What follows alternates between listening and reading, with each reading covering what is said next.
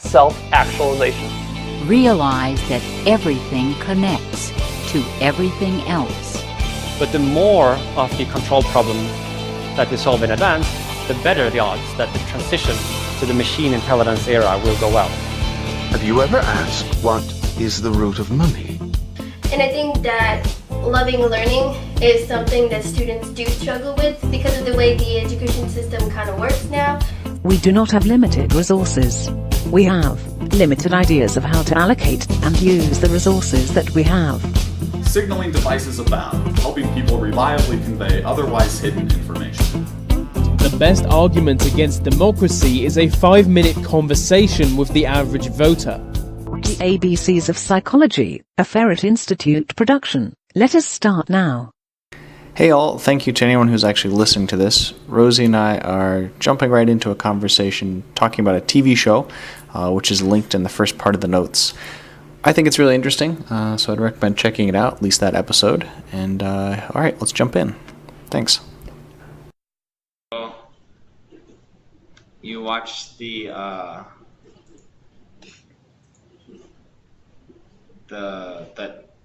I guess whatever that show's called, I forget the name of the show, Black Mirror or something? Oh my gosh, yeah. Yeah. So what did you think? That's the only one I've ever watched. It's the only one I've ever watched either. Yeah. Some of the other ones I hear are really weird. Like, weird.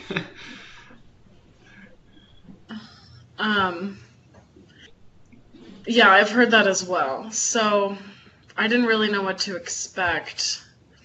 And it took me a little while to understand, like, what... I was kind of like, I don't know where this is going, like...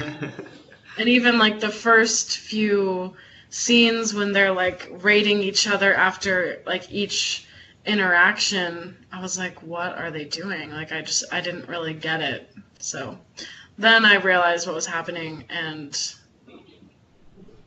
I mean, obviously, a form of that is already happening, so yeah. That's the scary part. And, you know, how she wants this apartment, but she has to have a certain rating, and you go places and, like, the priority status for people, I mean, that's in different forms already a thing as well. Mm-hmm. It's just, I mean... So, I mean, I really liked the ending, although I was, like, kind of wanted it to, like, I was, like, then curious, like, what happens now? Yeah. I actually don't like the ending at all. I think it's a really bad ending. Well, I guess, like, the details of it, I thought were... Well... Yeah, I don't know. I mean, it was super weird. Yeah. But I think, like, to me, it was like she gets it. Like, she understands that, like, this is all bullshit. And like, you're not, like, she's gone so long, like, trying to be this person that she's obviously not, and having all these interactions just for, like, the sake of having them, and she's so stupid. She was acting really stupid, and then it's like, why? To me, at least, I'm probably, like, projecting myself on her, yeah. But thinking, like, well, I think we all what was it all for? Because, like, now I'm here in, you know, like, basically nothing, screaming at this guy about nothing. Yeah. Yeah, I think it's... I don't know, I think it's really interesting. Because I agree with you. Yeah, go ahead. Why did you watch it? Did someone recommend it to you, or? I think I actually stumbled upon it. I think I just happened to... I'm not really sure where I found it. I don't think someone recommended it to me. I'd heard of the show before, but I'd watched, like, one trailer of one of the episodes, and I thought it was really dumb, so I didn't watch any. But then for some reason I watched that one, and because of my whole, like, kind of like the podcast thing where I'm doing, like, money, education, government, like, I just thought that was, like, the coolest thing, because I think you kind of touched on the point where we're already kind of doing a lot of that. And we can kind of dive into details in a while, I guess, about like how I think like it's almost inevitable, like something kind of like that. I think so, yeah. And how can you try to like guide it to like being safer, if you want to call it? I don't know, or not safer, but maybe more just. I don't know what the right word for that is, I guess. Yeah, I mean, that's an interesting point because if it is inevitable, then yeah, I guess we would want to guide it to that would be better, or yeah, more just, or like less insane. But I don't know that I could think of anything that would make it better. Like, and I don't know, it's probably now because I just like am thinking about the Black Mirror episode, and if you had asked me that like before I watched it, I would have a different opinion. But I mean, I don't know very much about virtual reality. I don't really know anything, honestly. But I think I don't because I'm like scared of it. Like I don't even want to hear about it. Yeah. It freaks me out. Well, I think that's a key point, and that's like what half these post-it notes are about. And I can kind of walk you through them later. But I think you have to like listen to what you're saying. Like, don't be scared of something you don't understand. Like, try to understand it, and then figure out how you can function in the world with it. But yeah, I mean, virtual reality is one of those technologies that, like, it's gonna be it already is like the new drug. Like, right, if TV is a drug, like virtual reality is gonna be even 10 times addictive in that sense. Yeah, right.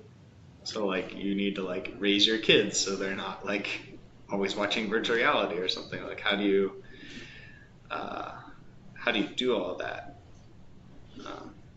And I guess I don't really know like I think what I kind of want to do, if you're willing, is I'd like to just kind of talk a little bit and then hear your feedback on certain things that I maybe say.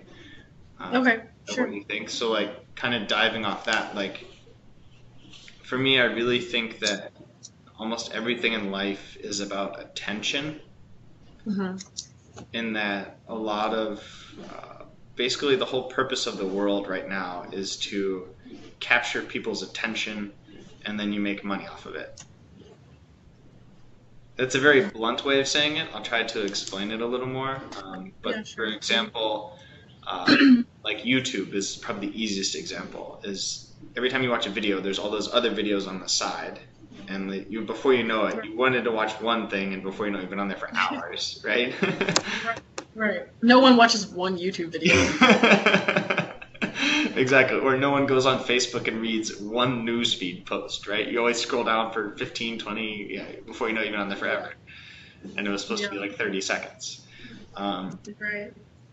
It's the same with, like, when you're watching the news or something. They're always like, right after the commercial break, come back and see this thing, right? So they're trying to get you to watch the news? No, I don't. We don't have a TV. Okay, I did. Okay. No. But yeah. I haven't had a TV since college, and like, it's been great. I mean, I still watch Netflix and things like that, but I don't really see commercials anymore, right? The most I see is probably on YouTube or Facebook kind of thing. Like, and you can try to skip some of them. So,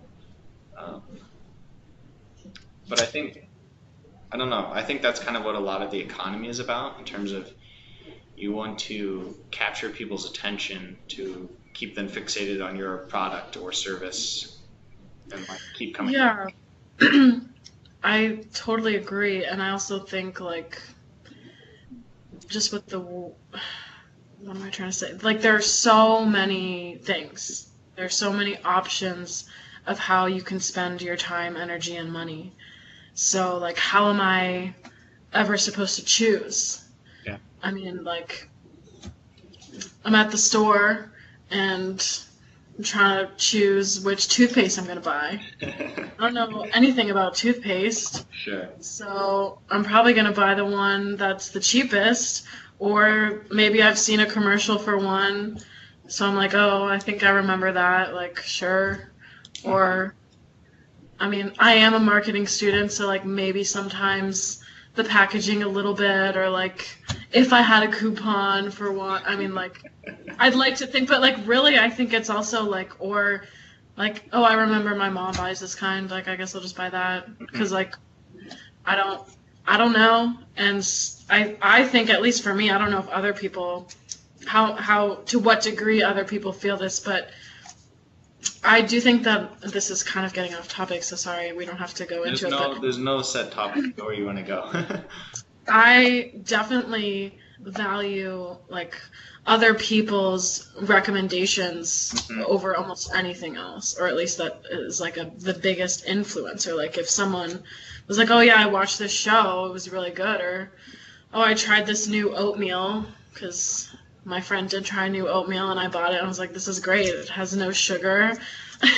Yeah. And or like, oh yeah, I've been doing this, like I am so, and maybe I'm just really easily influenced, and that's a good thing. I don't know, I'm still trying to figure that one out, but like, I mean, yeah, or if someone's opinion that I value contradicts, something that I saw on TV or whatever, I usually am more inclined to agree with or go off of what someone I actually know has to say.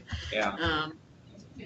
But I don't, I mean, I have, I'm a business student, going to be trying to figure out if I'm going to continue that here soon, and I think I'm just so confused. I don't know how do companies get people's attention?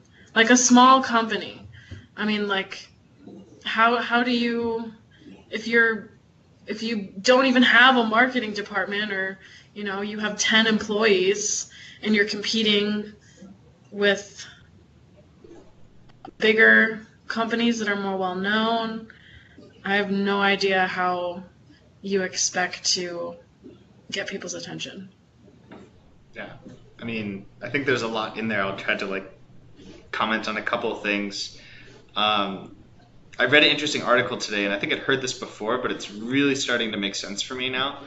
And this is why I'm starting to do this, recording things and posting it on the internet, is before we had an information economy, where it was about getting all this information and then using that.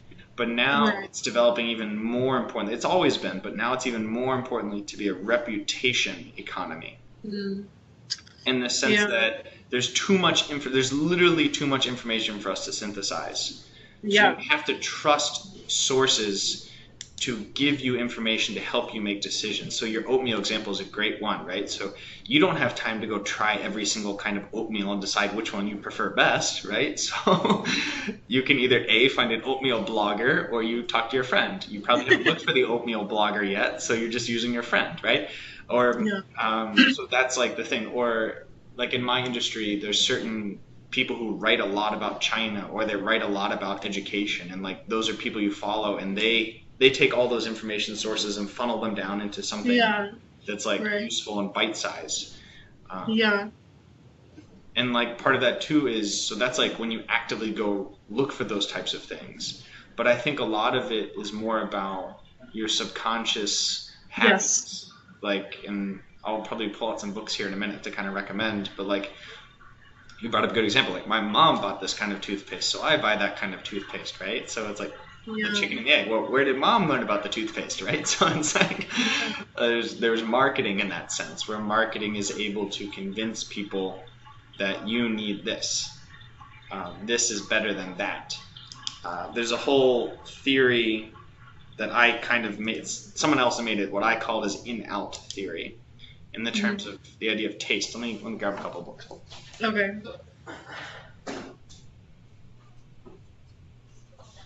So there's this really hard to read book. You were in the Outer Banks, right? Yeah, Grace wasn't there. You were there. I had this book in the Outer Banks. I don't know if you remember. Yeah. Super hard to read. I didn't finish it until September. It was originally written in French, but it's really interesting. And I'll send you all these later if you want to look at them. But the idea, basically the whole idea in this is that human beings, we have taste, the idea of taste. and that we prefer certain things over other things. And so this is the root of marketing, in my opinion. In that Yeah. I prefer to breathe oxygen as to breathing water, right? That's a basic one, right? I prefer to eat food to be starving, right? I prefer to sleep to not sleep. Like, you have preferences, certain things that are better than other things, right? And then if you kind of extrapolate that down, okay, I prefer drinking water, right? Yes, okay, I need water to live. Well, do I prefer cold water to prefer warm water? Do I prefer dirty water, clean water, water out of the sink, water out of the bottle, Fiji water, smart water, the cheap Kroger water, which kind of, so there's all these different preferences, right? And so you eventually notice, like, there is a difference between, you know, smart water and Ohio River water, right? So you're not going to drink the Ohio River water, but is there really a difference between tap water and that water? Yes, maybe there's a small difference, but okay, but where's the line, right? Yeah. So this kind of gets into like happiness in terms of like, what do you really need, health versus happiness? Like how where's the line of, okay, that's like healthy, but are you really much happier? Like, trying to balance that. So I think a lot of marketing in the sense is about showing people that you have something where you don't have something. And if you had this other thing, it would make you a little bit happier, a little bit healthier, a little bit better. Yeah. I think that's a really, really good point. At least like in today's world, because it is always about the next thing, or like something comes out and it's like this is it, like this is better than what we had before, but then a year later it's like, screw that, this is way better, like you have to have this. Like, I mean, I can't really think of a good example other than like, you know, iPhones. Yeah, so I think that you're like, that's my opinion, is that there's that idea of, I think marketing though kind of drives that taste a little bit, in the sense that, and we can dive into that too here in a second. I need to get another book. Hold on. Okay. So many books. Yeah. I can't wait to have a library someday. I've got a big stack going. Yeah, it's actually kind of fun. Yeah. But like, okay, I guess we'll dive into this part real quick, but we'll probably have to zoom back out because we're kind of getting really deep. But it's like, so that comes down to the idea of like, where was I going with this? Like, where is happiness, right? So like that, marketing is happiness, right? So buying these products, having these services will make you happy, right? And so is the meaning of life happiness? Which I don't really think it is. This book is called The Meaning of Life and Money, or something like that. Money and the Meaning of Life. Yeah, I'll send this to you later. It's not a very good book. Like, it's actually really badly written, I think. Okay. But it has like a couple interesting ideas, and one of them is he kind of goes through like the history of money, and that like in civilization in the past, like there's internal happiness and external happiness, right? Okay. So like external happiness, like over here I have kind of the Maslow hierarchy of needs, which I think you're familiar with, right? Like you need food, you need the water, but you need Fuji water, right? So you need the basic level, and once you have the basic level, you're then externally should be happy, right? But then you have to find internal happiness. And his conclusion, which I'm starting to agree, is that internal happiness is actually developing like a sense of lifelong learning, and that you accept you don't know a lot of things, but you then are just going to spend the rest of your life trying to figure out as much as you can. Yeah. And that is where you develop a sense of happiness, in the sense of that journey that you're on. Not like, oh, I learned it, or I bought this product, or I got a house, or I had kids. It's this constant journey that you're learning. That's so fascinating, because like as soon as you said that, I was like, oh yeah, of course. Like I didn't think twice about like, well, I know that, but people don't live. You've heard it a million times.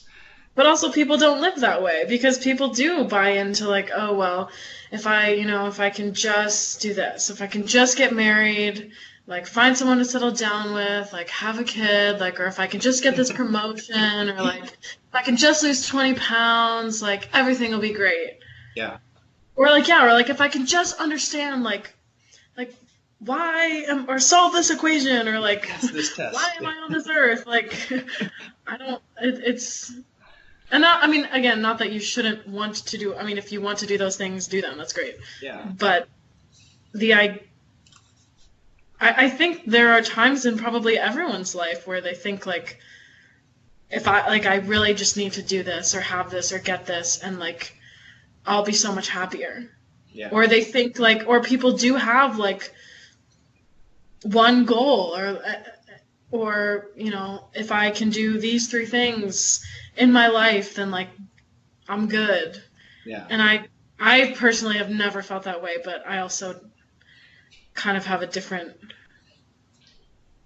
I guess I have a different feeling on goals, or I don't. That's a whole thing, but. I mean, yeah, I think it's about you. I think all these things that like I'm thinking about are all things that I think everyone's heard a million times, but we don't develop the habits. And the reason we don't develop the habits to do those things is the way our whole like environment around us is set up. Yeah, I'm really starting to believe that for sure. Yeah. And so like what I'm trying to think of is a way that we could perhaps build a system that could like be maybe not a crutch is the right word, but like something that can kind of help guide us in the right direction, or like, you know, support us. Like there's one of those TED Talks, I think it's Derek Sivers or something, where he says like, and I'm just quoting him, I'm not sure if it's true, but he says like, if you had a little button on your wall that said like save $10, like you would save way more money if you had that button, right? Like, but because we don't have that button, we don't save money, right? So it's kind of like creating an environment around yourself that will help you like do more. Like we take way more photos than we used to because our phones have cameras, right? Like if our phone didn't have a camera, we wouldn't take as many pictures. Right. Yeah. So like kind of creating a hardware and a software around you that helps you do that. I think that's interesting. Yeah, that makes a lot of sense. It's overwhelming to me because I wouldn't know. Or I guess maybe I'm thinking it would have to be, maybe I've been like thinking so much like about like the individual. Like I don't think I often think about things on like a larger scale. Yeah. Like, and I mean, I think it's because like I'm trying to figure out like what can I do personally for myself that's going to help me have better habits, or whatever the case is. So I guess I've just really only thought about it on like a personal basis, and just that at least I feel like, you know, people want different things, or people have different goals. So like the idea of like trying to have like a system is overwhelming to me. I'm not saying that it's not a good idea, because I think it is a good idea, but I would have no idea. But also that the picture thing, I mean, that's like a good example of like how like small, like people wouldn't think about that at all, but like I'm trying to think of like another example like similar to that, where like, I don't know, like if I carry a water bottle with me, like I drink more water because it's just sitting there. And like I always carry a water bottle with me, so I do drink more water. Well, so that's a really good segue back into the attention thing, in the sense of, well, what if it's just constantly buzzing you, right? Like we're all like, oh, my phone beeped, like we're looking at it, like how do you prioritize which things should be able to get your attention, right? Because right now we don't think about that at all. We just, I mean, like maybe on our phone we block some notifications, like, but we don't do a lot, and that's what marketing is, right? It's about, hey, look up here, and like you can get this kind of thing. Yeah. Prioritizing, that's exactly right, yeah. And like, are you consciously thinking about that? And even if you are, how can you control it? Because it's very difficult to do. You have limited control over. This is why you brought up a good point about I would say like micro versus macro. Especially when I was, you know, like about your age, like, you know, in college, late college, like I was really focused on the individual, and like, I read Atlas Shrugged and those kinds of things, and like trying to see like the individual, I can do everything myself, and like and then the opposite of that would be like I don't know if you are old enough to know the Barack Obama quote where he's like, you didn't build that, because he was like saying to an entrepreneur that like he didn't build the business, like the government helped him, kind of thing. And it's interesting in that if you do look at a lot of the things, like I would say it's better to say you're standing on the shoulders of people behind you. Right? Yeah. Like I couldn't be Skyping or submitting my ideas to YouTube if someone hadn't built YouTube, right? Like you need these kinds of like, you need people before you to help you get up. And even when you do build something, you need other people around you to help you do it. But then I completely understand the other side too, and that no, like I'm the one who woke up every morning. I'm the one who put all this together. So like it's trying to understand the two sides.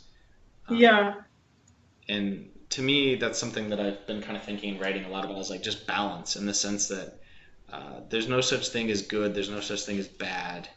It's just kind of like a spectrum is kind of the best way to think. I would agree, or I'm starting to think about that more. Yeah. Because I have a good friend, and she's in the farmer school as well. And that's not relevant, really, but we've taken some of the same. We've taken some of the same classes and whatever. But she was gonna go to law school. She's decided not to do that, at least not for now. But I still think she'd be a kick-ass lawyer, because she truly, she can like almost like break anything down and be like, well, this is why this person did that, or this is why I did it, and I can also see why that's what you did. And she's incredibly empathetic, and I think that's part of it. Like she can she's able to look at it and be like, yeah, most people think that was a really shitty thing to do, but like I can see why you did that. And like I don't think you're a terrible person because you did it. I think maybe you made the wrong choice, but like also given your circumstance, I might have made the same decision. And it's fun to talk about, I mean, I don't know. I think it's fun.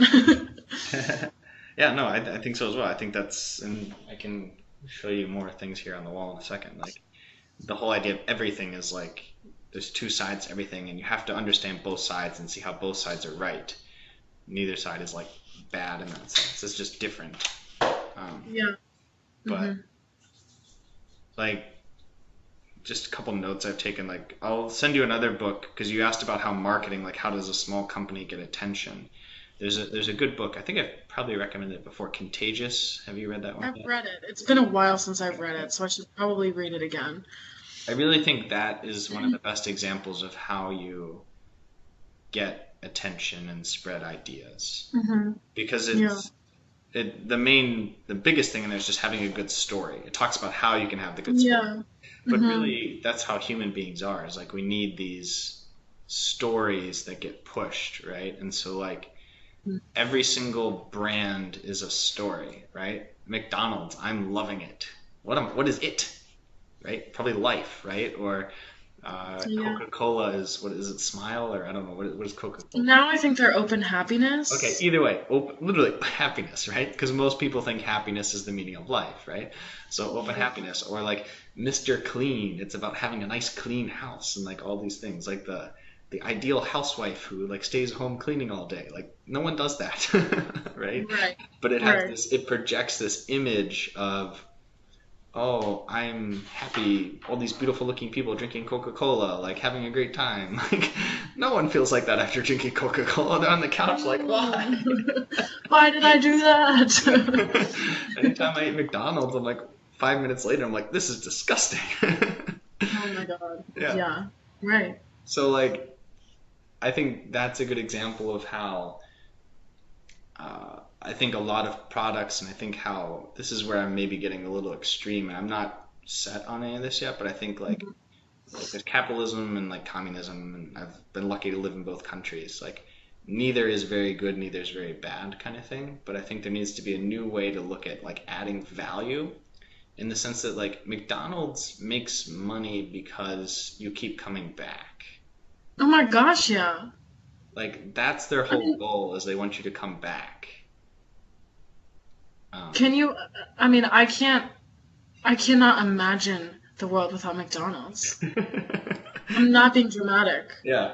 I mean, I guess like without McDonald's, yeah, but like, I mean, so like most McDonald's are open 24 hours. Like, where else are people gonna go? You can go to anywhere get in the food? world and get something that tastes almost the exact same. The consistency is amazing. Like, how do they do that, right? And you get something that's, kind of edible and makes you not hungry for a little while. And Yeah. it's such a cheap price, right? It's such a cheap thing. Yeah. But is it healthy?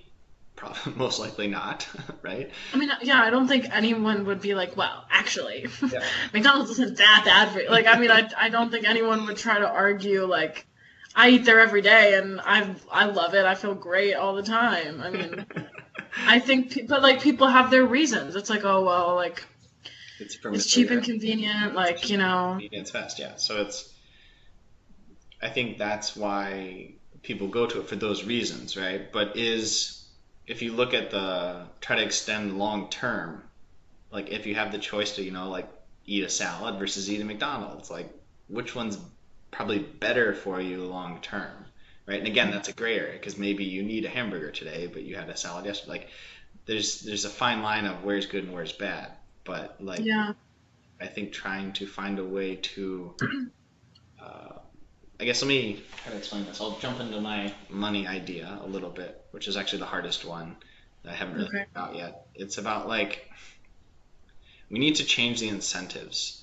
So right now, people get incentivized to get you to keep coming back and buying new things, not being satisfied with what you bought, right? So you bought a pair of pants, they wear out after a year, you have to go buy a new one, right?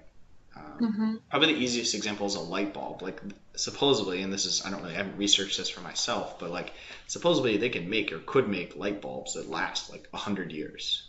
Like I think somewhere in San Francisco, there's supposed to be a light bulb at a firehouse that's been on for like 100 years. Like it just keeps going. Like they don't need to burn out, but there's the idea of what's called planned obsolescence. Are you familiar with that? Yes. Like they want you to, like, what would be the point of them selling you one light bulb and then you never coming back? Right.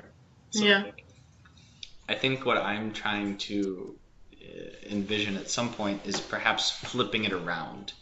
Instead of like, I pay you, you give me a light bulb, and then I have to come back and buy another one and keep paying. Like instead of you getting paid because your light bulbs die every day or every year, we would switch it around to like, you give me a light bulb, you think it's going to last for 100 years, like I would pay you like every year that it lasts. Like, Yeah. does that make sense? Like kind of looking at it the other way around, and that like the better value you add, the more you would make. So like going back to McDonald's, maybe like, okay, McDonald's is filling me up, yes, but is it helping my health? Like maybe I have little scores, like short-term score, health score, like Yeah. it would like lower my health score a lot, but it would give me the short-term score. So like McDonald's wouldn't be making as much money in that sense. They would be incentivized to give people health, right? Because that's technically what food is supposed to be about. Like it's health. So if you could maybe flip it around to do things like that. Let me try to see some examples. So like sleep, like people need houses. So instead of like having homeless people or people trying to like not have a place to sleep, like companies would be incentivized to help people get houses. Like if you're able to put a person in this house and make them stay in your house, like they enjoy being in your house, make them stay is probably a bad way to say that. You have to stay here. But like, you would get more points for people wanting to live in your place, right? Like there's a high demand for that because, and really there's no reason. I mean, America is super fortunate. Like almost everyone has a house in America or some like inside living place. But like even other countries, like there's tons of vacant apartments that like someone could move in, right? So you could give these to people as like ways to help them do that. Or the food example, like I could be in my office and be like, I'm hungry. I could like put that as like my status on this kind of app thing that I'm trying to think of making. And then like I could say like, what do I want? Do I want a salad? Okay, I want a salad. And then I could like send that out, and then other people could respond and say like, I'll bring you a salad, right? And so they bring you a salad, and then that would give them points for like helping you fulfill your food score in a healthy way or something. See. I don't know if that really makes sense, but the same thing with like,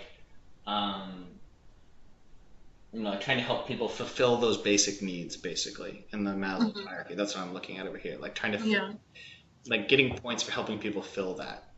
And you can do that all the way up. I think I would add a couple things to the hierarchy. Like I would add transportation, and I would add like internet access, and that you need to be able to go, like you need transportation to places, you need to get information, like internet access. Like love is extremely important, and like how do you balance all of that? But then this is where I haven't solved the issue yet of like you brought up the network kind of thing, right? Where the people around you, she wanted to live in that certain neighborhood and the thing, and so that might be the thing that prevents me from ever being able to figure this out. But it's like we're already doing this, right? Like Indian Hill is where everyone wants to live, but there's certain types of people that aren't either like can't afford there, or even if they could afford there, people would be like, oh, we don't want you here, and they would try to like kick you out, right? And that's not really racism. Like I think there is a lot of racism in the world, but I think more of it is actually classism. I think so too. And then it's like, oh, well, that person talks that way or dresses that way because they're this class, right? And so like where in the human network, right? We're all competing in the human network to reach hang out with a group of people, live near, go to school with, eat with the people who are like better, right? Yeah. Do you think that's like in our nature? Like, do you think all people feel that way? No, I don't think all people feel that way, obviously, because there's a lot of people that are not trying to move to Indian Hill, right? Like they're living in wherever they want to live. I think as human beings there's a competitiveness, but we also have empathy and love at the same time. So I think that's the hard part. I think again it's that spectrum, right? Like we can emphasize and love someone who's maybe not quite the same as us. But if they're like totally different, like if they don't shower and they smell and like, I don't want to be around somebody who smells, right? So it's like there are certain lines where like, okay, maybe normally they're just very nice, but today, man, they smell really bad, right? So there's certain fine lines. This is where it gets really difficult of how to judge someone in the sense of, oh, like I'm never hanging out with you again because you didn't shower, or right? Yeah. So how do you balance all of these things? In that, I think as human beings, it's in our nature normally to rank ourselves in kind of a hierarchy. And that like, oh, okay, this like Obama and Trump are like up here and like we're down here, or like you're trying to like you see yourself in that sense. Yeah. But I think there's another book called The War of Art that talks about how that's really not the good way. Like you'll never be happy trying to think about that, in the sense that it's better to think more in a territory. Okay. Which I'll try to describe that how I understand it. Is it's like a hierarchy. It's like, okay, this person's up here, like finance people are more important than marketing people, right? Or like entrepreneurship people are down here, or something like that's like you maybe even see that at Farmer, right? Like there's like, oh, totally. Yeah. No doubt. Yeah, there's like a rank in that and sense. then, in general, like I think any university, it's like whatever major or college they're most known for or is most prestigious, like all the kids that are in that program, like everybody on campus is like, oh, they're the smartest, or they're going to be the richest, or they're the most beautiful. I mean, you can do that with Greek life, but it's just sticking with majors. I mean, it's like, and then you've got the kids that are studying art or whatever, or they're English majors, or They're really dumb. Yeah, like, what are they doing here? They're never gonna get a job. Like, it's like, okay, I mean, obviously they go here too. Like, I mean, it's really funny to me. I mean, it's not funny, but Well, no, it's like, I think it's very funny. like, you know, we're all 20-something years old. We all got into this school. We all hang out the same places. Like, we do the same kind of things. We all have to take certain classes. I mean, it's even, but I mean, I can only speak for Miami, I guess, but. No, every school's like that. I'm lucky in that I'm getting to travel to a lot of different colleges around the country right now. Yeah. And it's very interesting because there's certain schools like I don't think I could. They don't care. Like, I don't need you, right? It's the in-out thing, right? I don't need these students. I have these students. Right? Yeah. Yeah, which, I mean, jury's still out on how I feel about institutions that is the university in the U.S., but it's not the U.S., it's everywhere. Okay. So this would jump into my whole education thing, in that this is the purpose of education. Like, you don't learn much in school necessarily. Like, especially when I was in China, I was learning a lot about education, and the idea of, I think I mentioned maybe before, self-directed learning. Are you familiar with that at all? Self-directed learning, maybe not for kids under like 10. Under 10, they just want to play video games and eat sugar, right? Like, that's not good for them to maybe do that. They need some, maybe like half self-guided, half guided, like at a younger age. But when they're older, like, and I think you, Rosie, are hitting that point now, just the way you've been like emailing with me the last couple of weeks, is where you just get an internal drive to like want to learn things, right? And you study what you're interested in, as compared to when you were in 6th grade and you're like, I don't want to read this book, right? But like now you're like, I want to read this book. So switching to that turn, that's real learning. But most school is not that, right? School is about a social signal.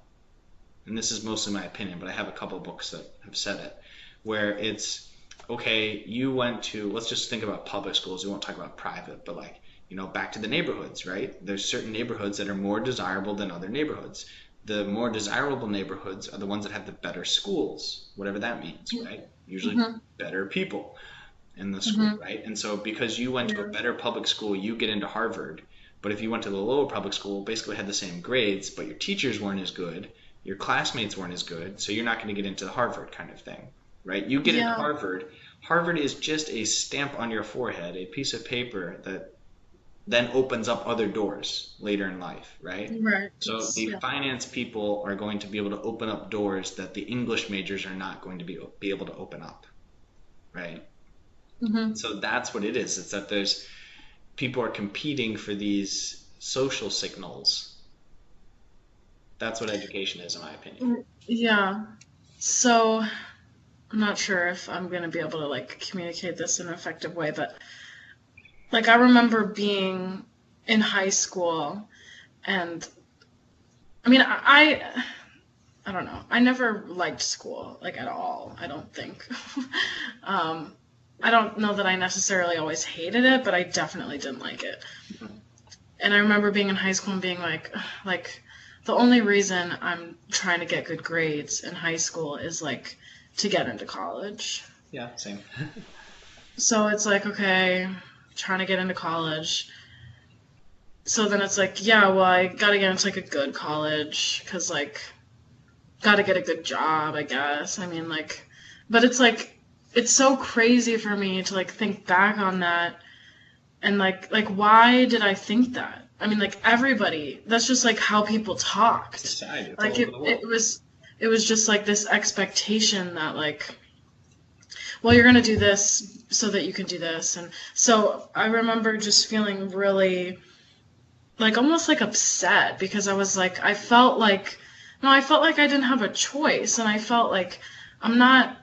And not that when I was 15 there was anything. What else was I gonna do besides, you know, like do my homework and try to get good grades? Like, whatever. It's not a big deal. But I remember feeling like I'm always doing this for like the sake of something else. And like, can I ever just like do something because like I want to, or because like I think it would be fun, or like I would maybe learn something from it, and like, or I can help someone. Like, So I think like now, that's what I try to do when I can, is like, well, no one told me to read this book, but I want to read it, or like, yeah, I want to have this conversation with someone, not because I necessarily think either of us are even going to be better off, but just because like it might be entertaining, or like maybe we'll learn something, or like I'm going to do this because I can. I mean, it's like, and I think part of it is probably just like I need to feel like I can do things. Like I don't have to be one that I have like the freedom to like, if I want to do this, I'm going to do it.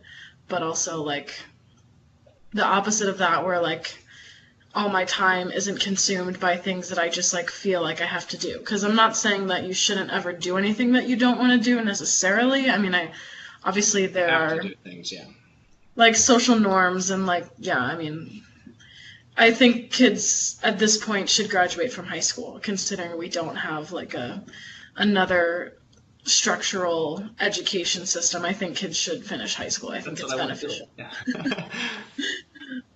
Yeah, which would be great, but I think almost even just like for the social aspect and like trying to like I think you have to learn like how, like if I'm in a situation like I'm in this class and I don't care about it, or I hate my teacher, or I don't have any friends in my class, like I have to adapt to the situation and figure out like, well, am I going to be the kid that no one talks to, or am I going to make friends with somebody in this class?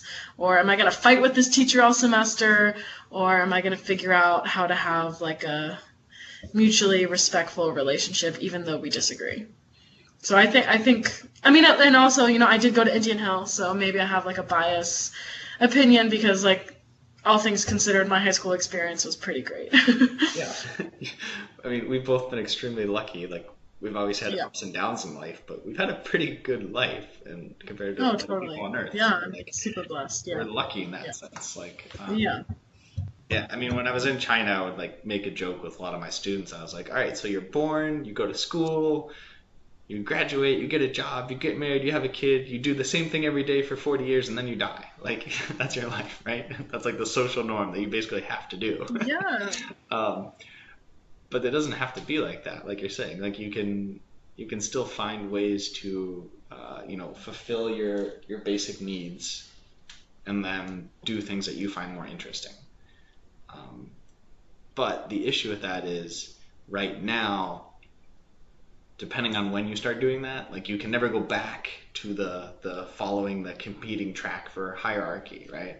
Or if you do, you're going to be behind everyone else, right? So like, I'm probably a good example.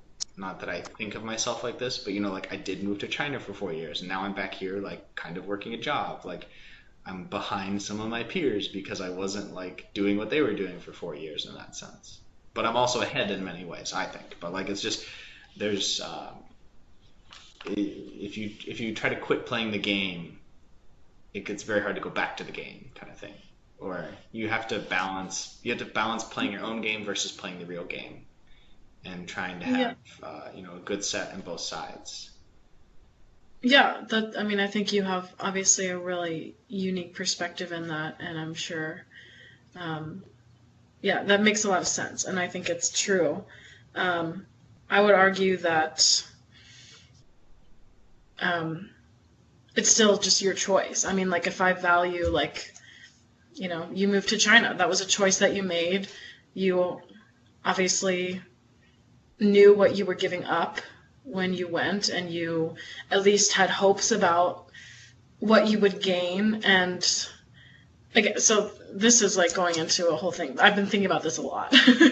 And it's like how people make decisions. So I'm sure that all people don't make decisions the same way, but like I think I'm a pretty rational person. Mm-hmm. And so to me, I assume that all other people make decisions that way.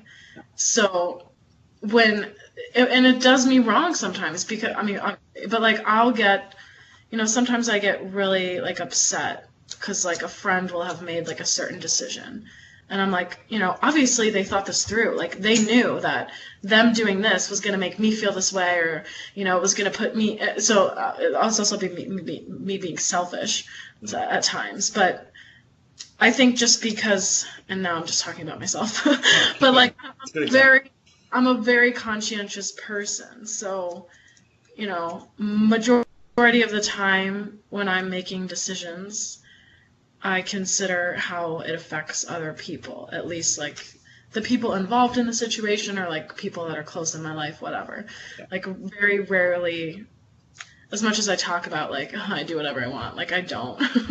I mean, at least not right now. I mean, I don't. I think about other things, and I feel I don't want to feel like I made a decision on a whim. Like I really have such a hard time with like, I don't think that I make rash decisions because I tend to overthink clearly. I mean, I think anyone that knows me knows that I just like, which can also be bad, but I don't like feeling like, oh, I wasn't sure about that. Like I want to be like, I've thought this through.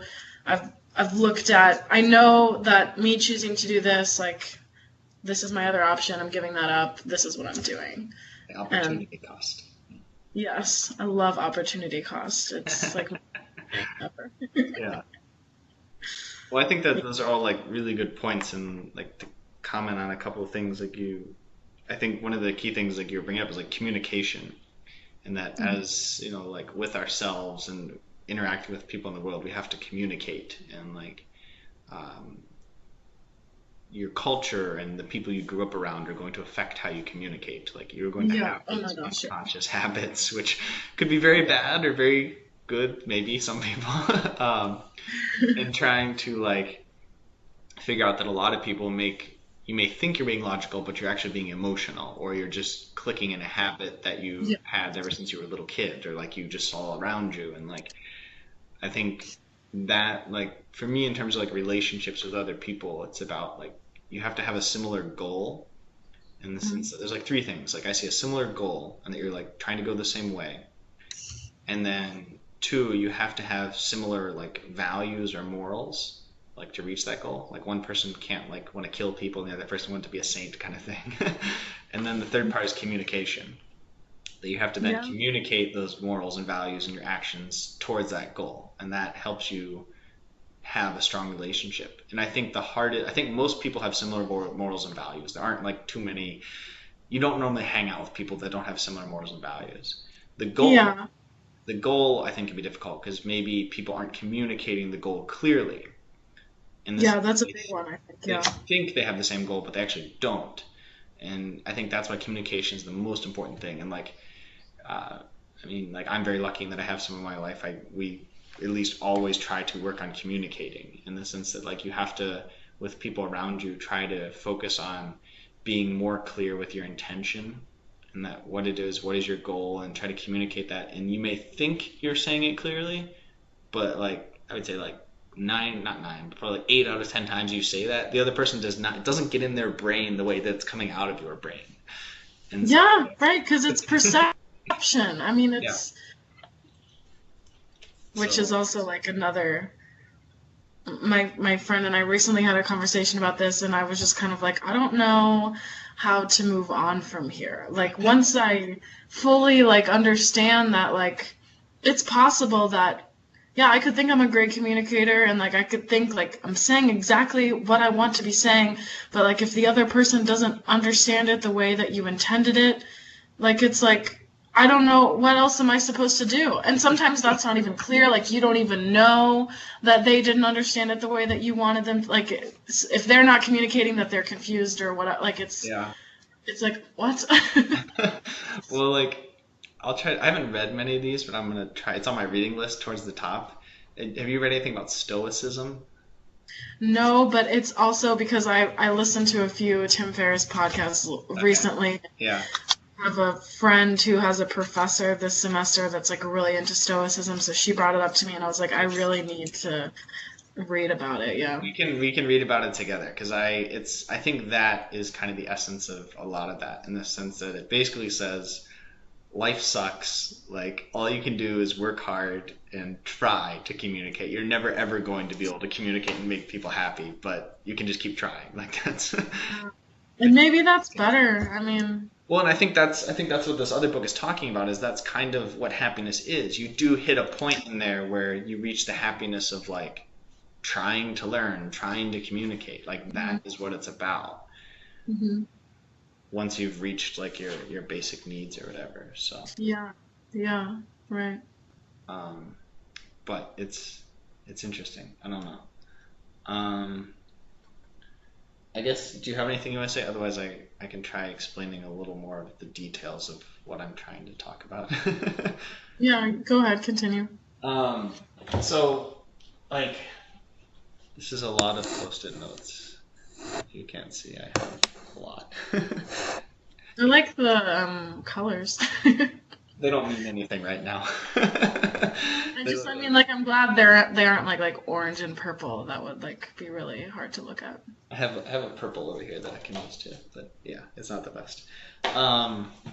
So, like I've said before, I think we've been talking about a wide range of subjects here, right? But yeah. For me, I think they're all interrelated. Like, I don't know, everything in life is connected, in my opinion. Like, nothing happens, like everything happens for a reason. Nothing that ever happens is bad. Like, it may seem really bad at the time, but like in the end, it's going to be what needed to happen.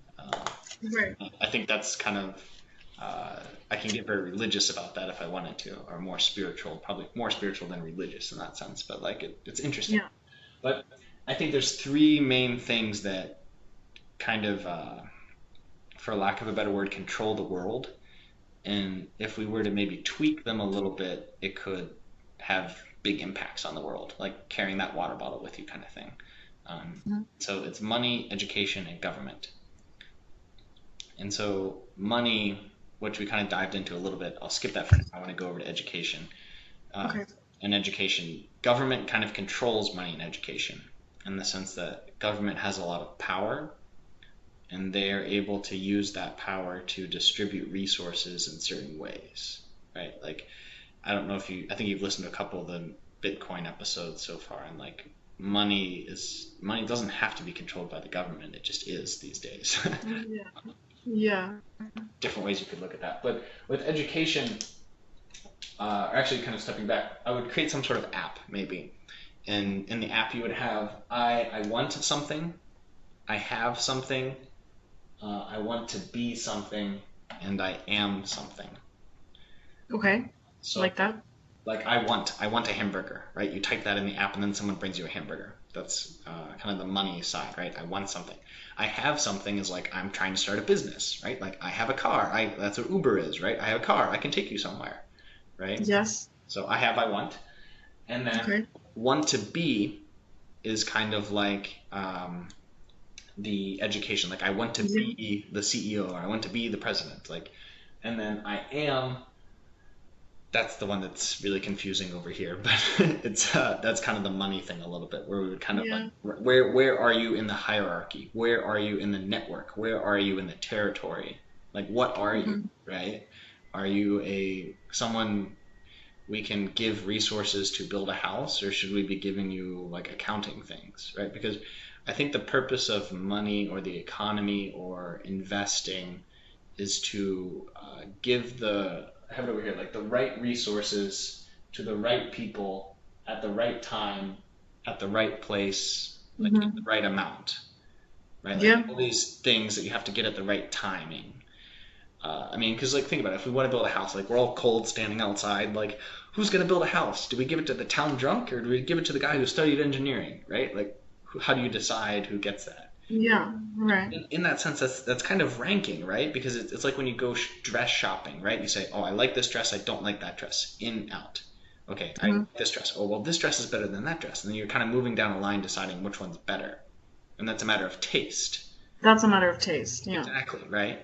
But if I give the same materials, or I cut the materials in half and I give some to the drunk, some to the engineer, like my taste is almost always going to be with the engineer in terms of like where I want to live, right?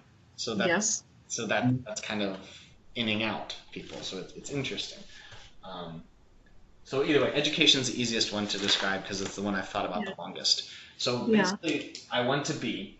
We would create a school, and the purpose of this school, and ideally very unrealistically, like everyone would go to this school or it'd be an app. And so you could learn anytime, anywhere, any place kind of thing. In the sense, the idea of this is to help you figure out what do you want to be? Like, what do you want to do? Where in the network do you want to be? And so with that, there's going to be certain things. You're just naturally talented at certain things, right? Like certain people, like sports is a bad example because sports probably shouldn't be a business, but like certain people are tall enough to be basketball players, right? Like other people just aren't naturally gifted. Like this is where you get into the nature versus nurture kind of debate. And I believe that nurture is the most important thing. I don't believe it's nature. But if you have two nurtures that are very similar, then nature's going to take over a little bit, I think. I would agree, yeah. So because your environment that you grow up in is so important. But so taking those kinds of things and helping people figure out where do they want to be in this network, this hierarchy, if it's a hierarchy still. And so what you can do is, I think there's, I guess, 4 options. The first one is you can be what I would call a follower, in the sense that you get a job, right? Your goal after school is to get a job. The other one would be you want to go to more school, right? I just want to keep learning. I want to learn, so I want to go to first grade, so I can go to second grade, right? Or I want to learn basic chemistry so I can learn how to build some crazy chemical thing, right? You need the fundamental knowledge before you can go. You need addition, subtraction before multiplication kind of thing, something like that. The other one would be what I would call leader. This is just my vocabulary, more of an entrepreneurship thing, right? Because if you think about businesses, it's either there's one person or a small group of people leading a lot of other people is basically what it is to solve a problem. Yes. And then the fourth one would be, I don't know what I want to do, right? So there's really 3. It's I either want to learn, I want to learn more, I want to learn more, I want to get a job, I want to start a company. Because that's really the only 3 options in life, right? You have to work, or you don't have to, but I think you should. I think happiness can be found in work. So from there, we would kind of ask people, okay, like, why do you want to do that? And you should have some sort of reason that you think you want to do one of those things. And then from there, just go try it, right? Like if you want to start a Rubik's Cube business or something, go start a Rubik's Cube business. Like go try these little things. And maybe you don't want to take the risk. And this would go back into the money thing later about how do we take the risk versus reward, in the sense of, well, how are you going to fulfill your basic needs if you don't have money, right? Like that jumps into the money thing later. But like just go try to do this thing that you want to do. If you want to be a chef, go work at a restaurant. Like go do these things and try to understand, real life experience in that sense. Like, but you need to balance that with reflection. In the sense, you can't always be working. You need to like take time to go home. Work 3 days a week, 4 days a week. You go study. Like trying to balance those. And then we would ask like, okay, do you like it? And you would either say yes or no. And if it's yes, okay, keep doing it. If it's no, then you need to come up with some sort of way to figure out what exactly don't you like. So this would be kind of brainstorming, in the sense that there's many ways to brainstorm, and I've got kind of a list of different ways you could do it. So you could like write down a list of things that you are thinking about. You can read, you can talk to people, you can travel, just try other things. That's kind of ways you can brainstorm. There's many tools for brainstorming, but the big one, and I think I've probably said this before, but I think it's like asking questions. I don't know, you probably can't read it, but no, I can't. But either way, it talks about like you ask a question. So like the example I always use, especially when I was in China, is like, okay, I want to fly, right? So I'm gonna jump out the window, and I start flapping my arms, and boom, I hit down like on the ground. That didn't work. Okay, so I run back up to the top, and then I try something else, right? I think about why didn't that work? Well, maybe I need a parachute kind of thing, right? So I'm going to try that. You keep trying. So it's the idea of you ask questions about a problem. You what's called silence your voice of judgment. There's a little voice in your head that says like, don't try, too scary, don't jump out the window. Well, you have to say, shh, like silence it and then try it. And then once you try it, you're going to fail, right? And even if you don't fail, even if you're successful, you need to say, okay, why was I successful? You then need to ask again. So it's a circle going around and around. You just repeat this circle all the time. Like every time you make a you're a chef, you make a terrible dish. Okay, why was it bad? Or you make a great dish. Why was it great? How can we continue to make it great? Like, how do you I don't know if you've taken any classes about like Six Sigma. You'll have to take a supply chain class. Maybe not, you won't. I don't know. But like the idea of supply chain and manufacturing, they have this idea of Six Sigma, which is like continuous improvement, no defects. The product is perfect. It's impossible. You can never do that. But that's their goal, right? You're trying to hit perfection. You can never get there. You know you can never get there. But the fun is trying to get there. And so that's kind of, I think, what Stoicism is about a little bit in that sense. And that, like, you're never going to be perfect. You're never going to solve all the problems. But you can try. Right? So I think that's kind of, that to me is what education should be about. And if you could start that from a very young age, I think it would be better, because so many people go through their whole life not enjoying what they're doing and not even thinking about what they would enjoy, kind of thing. And so like trying to help them find that, I think, is important. Yeah, I think it's very important. Yeah, that you have, I like your ideas. It's really, I can tell you've thought about it a lot. Thanks. Yeah, I've literally been thinking about this since like probably 2011, 2012, definitely. Like, it's been a long time. I've just now started organizing more, but this part's really easy. The hard part is kind of jumping over towards like the money thing that we're talking about, where it's like, how do you decide who gets those resources? Back to what we were talking about, right? Because someone right now is controlling those resources, right? Like in America, most of the land is controlled privately. Well, how the hell did they get that, right? Like, they came over and kicked the Indians off and took it, right? So it's like, they're like, I was here first, so I get all the money, right? So I think that needs to change somehow. Like, Bitcoin's a good example, right? So certain people they were the first person to mine Bitcoin, so they got it really easily. So they got thousands of Bitcoin really easily. Today, it's really difficult to get a Bitcoin.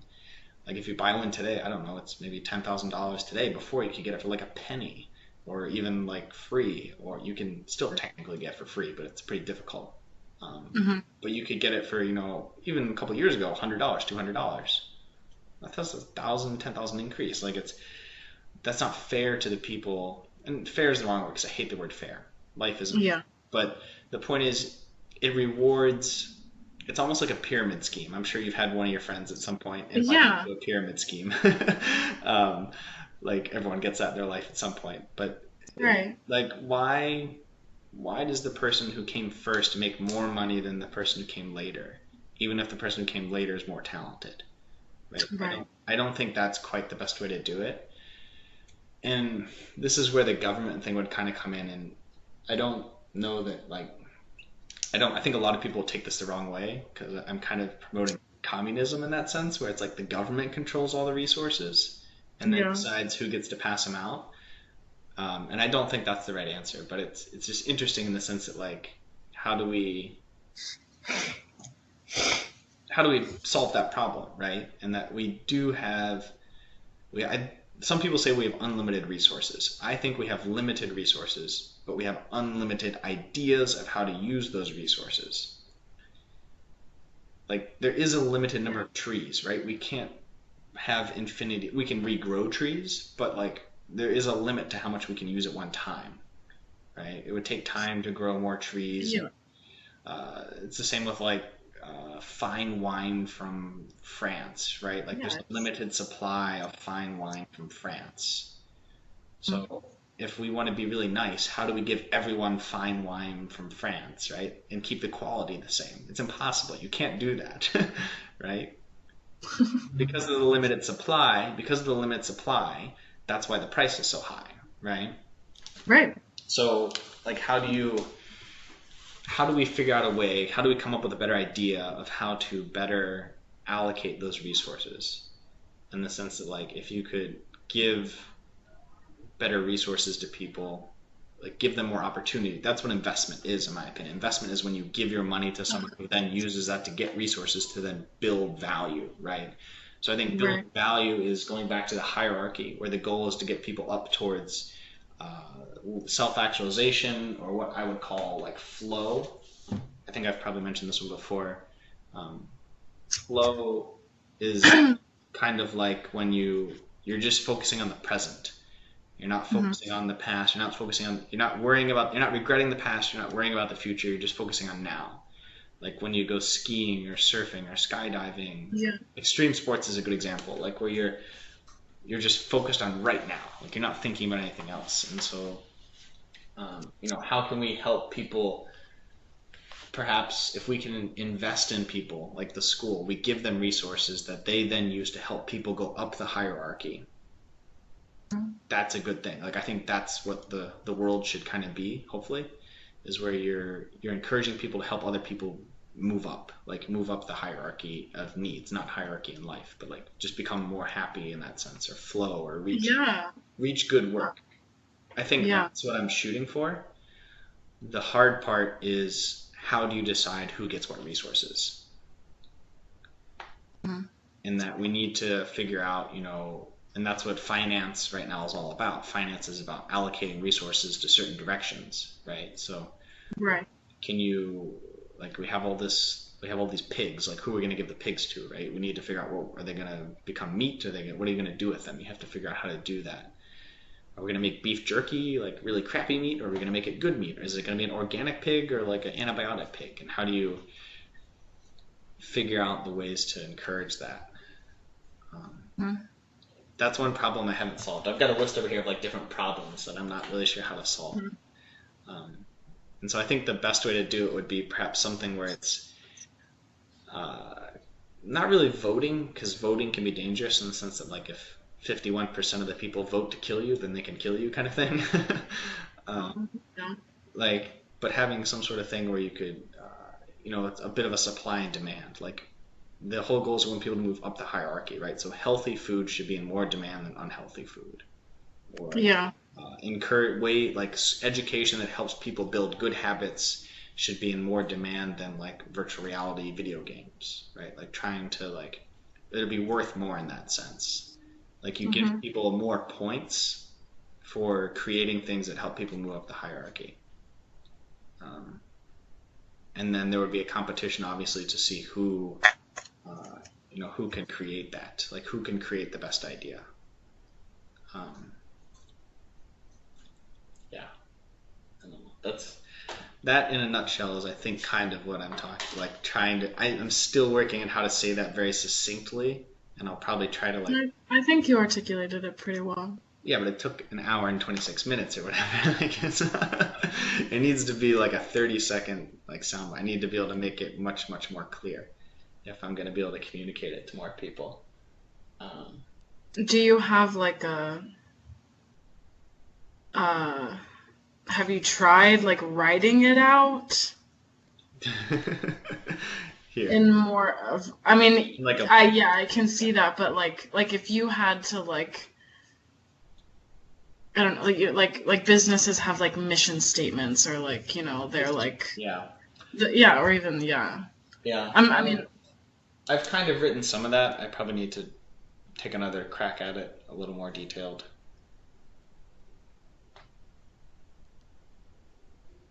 I mean, I think it takes, I mean, at least for me, when I have an idea, it takes a long time. At least something of this nature. I mean, I would try not to. I don't think you can force it. If it's not ready, fully formed, or it's not ready. I mean, I don't.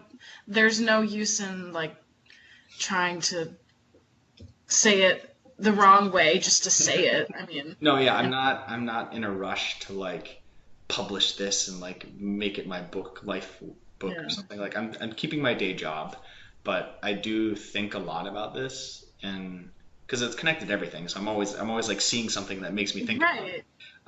Which is awesome. And so if I can work on slowly making it more clear, and I think it would be something where eventually it would be some sort of app, like a Facebook. Yeah. I would build my own platform. I wouldn't go off a different platform, but my own platform, or it was kind of like an app, and I would never force anyone to sign up, but if they wanted to sign up, they could. and it would run parallel with whatever other currency or education you're using, and then maybe slowly people would switch fully over to this other one. At the same time, I'd probably go around and like talk with all the politicians and like convince them that they should switch to this or something. Like, Yeah. you have to make something exclusive. This goes back into psychology and marketing. Like, how do you get people to look at your idea, right? Because it's marketing again. You have to market your idea of why they should change the way they live. Yeah. So I'm gonna try to ask this in a way that's related, because this is like what's going on in my head. I mean, do you think... Okay, I guess first of all, do you think that all people have a desire to move up in the hierarchy of needs? No. I don't think all people do. Because I think certain people... There's you heard of like the birth lottery before, right? We're just born to Yes. parents that like give us certain habits that make us desire certain things. So when I say no, not everyone does, I don't mean that like condescendingly. I just think certain people are born into situations where they haven't been exposed to certain things, so they don't have certain ideas or certain desires that other people would have. So some people, I think, just want to get by in the sense of like, I just need food and shelter and I'll do the same thing every day. And I think there's a lot of people that are afraid of change. Yes. I'd say like 98% of people in the world like are really set in their habits and ways, and like something like this would definitely scare them. And I don't think a lot of people comprehend the idea. And when I say this, I'm meaning they haven't taken the time to think about. Like, yes, I agree. Maslow hierarchy and all. Like, you can learn anything. I believe anyone can learn anything. But we all have these like self-limiting beliefs that like, oh, I can't learn how to computer code. I can't learn how to speak Chinese. Like, it's too hard. Like, it's amazing how many teachers say that. You go to schools and so many teachers are like, oh, I can never learn this. Like, how are you a teacher? You're teaching kids that they're supposed to be able to learn things, but you say you can't learn things, right? So like, I think a lot of people have that kind of attitude, but that's not really their fault. It's just kind of how they grew up. So I guess in my head this is related, so again, I hope this doesn't come off the opposite way, but something that I've been thinking about is like, you know, through all the things we've been talking about, and, you know, because I had a higher birth lottery, whatever, than a significant amount of people. I mean, whether I always think that or not, I mean, it's just true.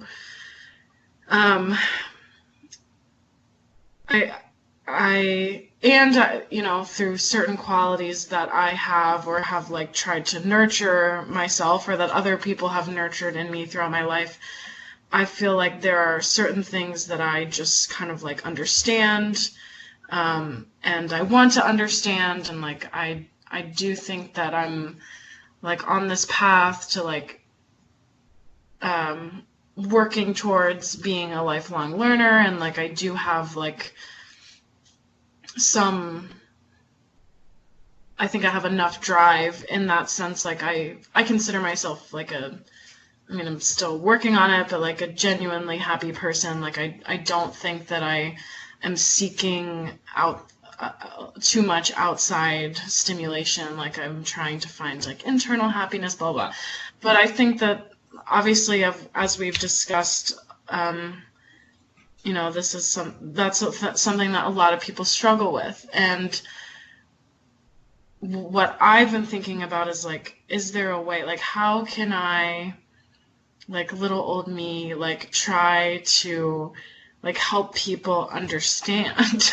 Like if I feel like I understand, like, not that I want to tell people like, again, like if you do this, like I don't, or like that I have all the answers, because obviously I don't, but like, and I don't want to like tell people how to live their lives, because I think like you can do whatever you want. Like if you want to do the same thing every day and that you think that makes you happy, or it does make you happy, like go for it.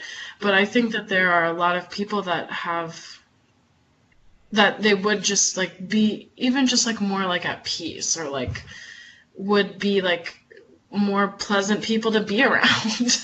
Like they wouldn't be as judgmental or whatever. Like if they could like find a way to understand like some of the things that I feel like I understand, and I'm not trying, I mean, like, because I just think about these things. Yeah. And so then I just kind of like have gotten stuck because because I feel like the purpose of me spending all this time and energy like trying to like better myself and learn and like be more comfortable with myself and like all that kind of stuff is like so that I can like be comfortable enough with myself to like help others do the same thing. Sure. And like if I can't do that, then like what is the purpose of like me even doing it myself? Because then it's like, well, nobody cares about me. I think So. I wouldn't say that. I think you should still learn things for learning them yourself, like the internal value. Even if you learn something and no one else can know it, like you discover the best thing on earth, but you don't tell anyone or no one else understands it. That's still something you should do. But I think the main thing you're hinting at, and this is something that I also run into, and I think kind of how we had this conversation is a good example. Like for me, like I love talking about these kinds of things. It gets me excited, and like Amy can tell you, like I was a little like tired and maybe a little grumpy earlier, but like I get very excited doing these things, and so like for me, I try, and I'm definitely not good at it. I hope majority of the time, but probably not yet. I want to get there eventually, where you like try to live these things out just like in your normal day. Right. Try to be a lifelong learner, try to build good habits, try to eat healthy, try to exercise, like try to help people, like just try to do those things. But then when someone like reaches out to you occasionally, like don't try to like preach it to everyone you see. Like don't be the person standing on the corner passing out Bibles kind of thing. Like you need to read this and become part of our cult. Like don't do that. But like if someone like asks you a little thing like, oh, like what's that book you're reading? Or like what do you think about this? Like state your opinion, or kind of give like a little hint of like, oh, like you should check this out or something. And then like I recommend books a lot, and so like if someone like I think you might have asked me for a book, right? And so that's when I asked you for that, right? And then we had it developed into a much longer conversation that like certain people, if they're like ready, I don't know if that's the right way to say it, but like that's kind of the only way. If they're open to it. Open or ready, or like if they're thinking about these things, like, and you give that little bit, like you give them a little bit, and then they'll kind of feed off of it, and then you jump in like wholehearted, I think. Yeah, that's a good. But I think it's just about like trying to find people around you that have, there's other people out there in the world who are thinking the same thing you're thinking, like, or want to learn the same things you want to learn. You just have to find them, and like, I think the way you find them is by kind of testing the waters with different people, in the sense of like, did they read the book that you recommended, or like, did they comment back about the book they read, or like, did they go look up that video or something, like trying to show little things, and like if they take that step, then you know that like they find it interesting. Thank you for listening to the ABCs of Psychology, a Ferret Institute production. Please send feedback and join us next time.